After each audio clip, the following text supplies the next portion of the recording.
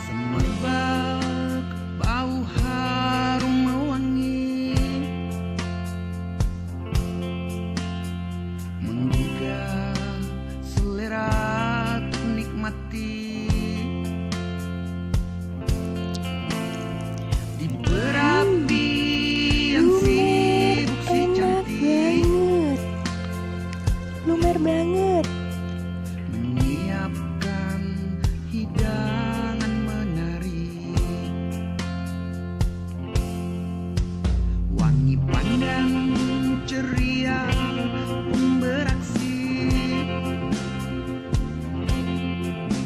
satu persatu bahan pun diolah dengan teliti si cantik. Berdoa sebelum memasak dan memasak dengan hati.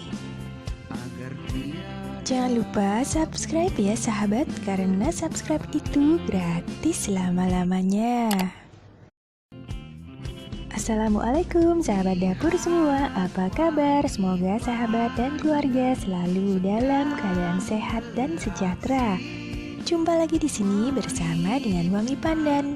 Di kesempatan kali ini Wangi Pandan akan membagikan resep nastar gulung yang tanpa menggunakan cetakan, tanpa oven, tanpa mixer, dan menggunakan takaran sendok. Sangat gampang sekali dan bisa untuk dijual. Cara membuatnya: langkah pertama, kita membuat selai nastarnya terlebih dahulu. Siapkan 1 buah nanas ukuran sedang dan parutan seperti ini ya, parutan gobet istilahnya. Dan 8 sendok makan gula pasir. Sedangkan pelengkapnya adalah garam, sedikit saja ya sahabat. Kemudian bubuk kayu manis dan cengkeh. Setelah itu parut nanas, jangan lupa untuk dicuci terlebih dahulu. Di sini Wangi Pandan menggunakan parutan ya, tidak di blender, agar tekstur dari serat nanasnya masih dapat kita rasakan. Kemudian setelah itu masak nanas tanpa diberi air atau apapun. Tambahkan bunga cengkeh dan bubuk kayu manis. Sesuai dengan selera saja ya sahabat, dan sedikit garam. Jika tidak ada bubuk kayu manis dan buah bunga cengkeh juga tidak apa-apa, skip saja ya. Kemudian masak hingga airnya menyusut. Setelah itu tambahkan 8 sendok makan gula pasir dan masak kembali sambil diaduk-aduk agar gula pasirnya tidak hangus, hingga nanas atau selai nanasnya ini berwarna kecoklatan dan airnya habis seperti ini. Kemudian dinginkan terlebih dahulu sebelum dibentuk. Langkah kedua, kita lanjutkan dengan membuat cangkangnya atau bagian dari nastarnya. Siapkan bahan seperti yang terdapat di sini ya sahabat. Dapat dibaca sesuai dengan catatan yang terdapat di sini.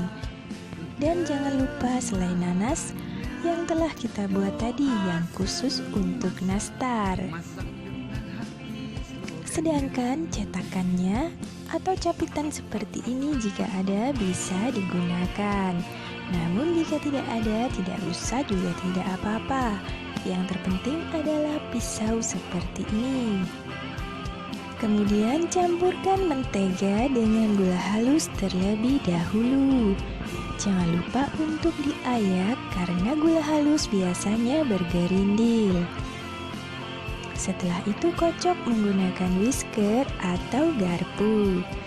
Jika menggunakan garpu, sebaiknya menggunakan piring untuk memudahkan kita mengocoknya. Kemudian kocok hingga menjadi adonan yang berwarna pucat dan biasanya agak sedikit mengembang. Nah, seperti ini ya sahabat, warnanya menjadi pucat. Kemudian tambahkan susu bubuk, tepung maizena dan juga terigu secara bertahap. Nah, jangan lupa untuk diayak agar tidak ada bagian yang bergerindil. Membuat kue nastar seperti ini hanya membutuhkan waktu sekitar 1 sampai 1,5 jam. Yang lama adalah pada saat kita membentuk dan memanggangnya. Namun setelah jadi hasilnya sangat memuaskan. Nah sahabat, bagi sahabat yang baru bergabung di channel ini, jangan lupa untuk subscribe ya. Bantu Wangi Pandan membangun channel ini. Setelah adonan dapat dibentuk seperti ini, sebetulnya sudah bisa menjadi adonan nastar. Tetapi di sini Wangi Pandan menambahkan 2 kuning telur agar adonannya lebih lembut.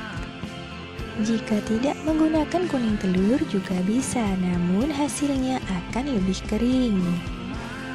Nah seperti ini ya sahabat, kuning telurnya kita campurkan pada saat terakhir saja. Hal ini untuk membuat adonannya tetap kokoh dan tidak melebar pada saat dipanggang. Tips dari Wangi Pandan agar bentuk dari kuenya tetap utuh, sebaiknya kuning telur dimasukkan terakhir saja. Kemudian jangan lupa dibentuk terlebih dahulu selainya. Bentuk selai memanjang karena nastarnya bentuknya memanjang, jadi bentuknya seperti lonjong saja. Nah seperti ini ya sahabat, dibentuk melonjong. Wangi Pandan menggunakan takaran sendok berukuran setengah sendok makan agar ukurannya sama satu dengan yang lain. Kemudian lanjutkan hingga seluruh selai nanas ini terbentuk. Di sini Wangi Pandan membentuk sekitar 60 buah. Kemudian bagian adonan kulitnya kita pipihkan menggunakan gelas atau roller pin seperti ini. Bisa juga menggunakan gelas ya sahabat, jika tidak ada roller pinnya. Kemudian masukkan adonan ke dalam plastik dan giling hingga pipih dengan ketebalan sekitar setengah sentimeter. Kemudian potong memanjang seperti ini. Untuk lebar dari kulitnya ini, sesuaikan saja dengan selera ya sahabat. Dikira-kira saja. Kemudian letakkan bagian isian di bagian ujung, kemudian gulung dan tekan menggunakan pisau sambil digulung seperti ini. Dan setelah mencapai ujung, potong menggunakan pisaunya dan bentuknya akan menjadi seperti ini. Seperti tabung ya sahabat. Kemudian iris atau sayat menggunakan pisau. Untuk jumlah sayatan sesuaikan dengan selera. Kemudian setelah itu lebarkan sayatannya dengan bagian pisau bagian belakang agar sayatannya tetap terlihat pada saat setelah di-open. Apabila sahabat tidak melebarkan sayatannya, maka sayatannya akan menjadi tidak terlihat atau tertutup karena adonan mengembang. Kemudian lanjutkan dengan adonan yang berikutnya sampai seluruh bagian adonan kulitnya habis. Nah seperti ini ya sahabat. Disayat-sayat menggunakan pisau. Bisa juga menggunakan capitan nastar atau penjepit nastar seperti ini. Namun ternyata hasilnya tidak jauh berbeda. Jadi sama saja ya sahabat, kurang lebih sama saja. Nah seperti ini ya, setelah seluruh adonannya terbentuk, adonan dapat diolesi menggunakan kuning telur yang ditambah sedikit madu agar warnanya menjadi lebih cantik. Nah sahabat, jika sahabat mengerjakan nastar seperti ini harus membutuhkan kesabaran karena dikerjakan satu persatu.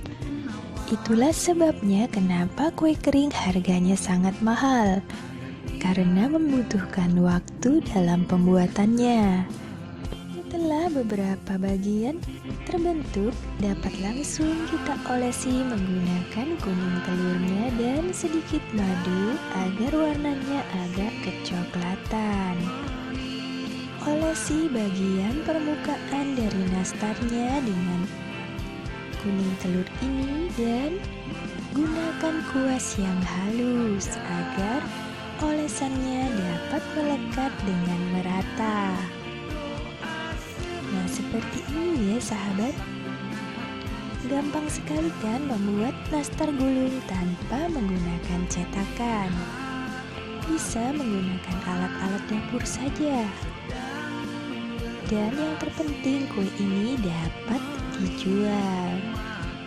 Kemudian setelah itu siapkan saringan untuk memanggangnya. Olesi saringan dengan sedikit mentega agar nastarnya tidak melekat pada saringannya. Kemudian pindahkan nastar ke atas saringan dan diberi jarak agar tidak melekat satu sama lain. Bagi sahabat yang telah bergabung di channel ini, Wangi Pandan mengucapkan terima kasih banyak. Tanpa dukungan sahabat, channel ini tidak akan berkembang. Dan yang belum subscribe, silahkan di subscribe ya, untuk membantu Wangi Pandan membangun channel ini. Terima kasih sebelumnya. Baiklah, kita lanjutkan kembali. Kemudian panggang nastar selama kurang lebih 45-55 menit dengan menggunakan api yang sangat kecil. Jangan lupa panaskan dari teflonnya selama kurang lebih 1 menit sebelum dimasukkan saringannya, dan tutup teflon dan biarkan selama 30 menit. Jangan dibuka-buka terlebih dahulu. Setelah 30 menit bisa dibuka dan dibersihkan bagian penutupnya yang terdapat uap air. Dapat dielap dan kemudian tutup kembali. Setelah 45 menit biasanya adonan telah matang walaupun warna bagian atasnya masih berwarna kuning seperti ini. Di bagian bawahnya sudah berwarna coklat. Dan ini tandanya kue kering ini telah matang. Yang bagian berwarna coklat tua adalah kuning telur yang menetes di bagian bawah. Nah sahabat, ini adalah 45 menit. Jika sahabat memanggangnya selama 55 menit, maka bagian atasnya akan lebih coklat warnanya. Nah ini yang 55 menit. Warnanya lebih coklat. Sesuaikan saja dengan selera sahabat yang mana yang akan dipilih, 45 menit atau 55 menit. Yang penting sudah matang. Dan nastar ini pun siap dimasukkan ke dalam toples setelah dingin, dapat dijual juga. Terima kasih sahabat telah menyaksikan video ini. Sampai jumpa.